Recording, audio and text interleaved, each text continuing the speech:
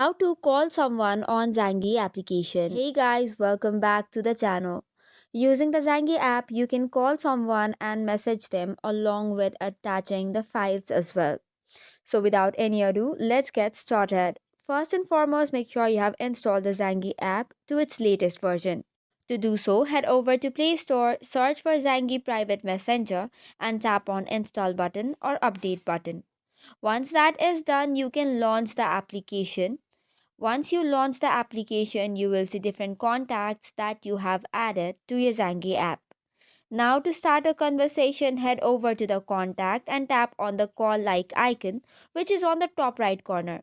Then, after tap on continue, this is to give the microphone permissions, and after that, give permissions to different sections. After that, you can tap on call like or the telephone icon, and the call should be started. Now, the other way to start call would be head over to the call section, which is on the second tab, and then tap on the call icon again.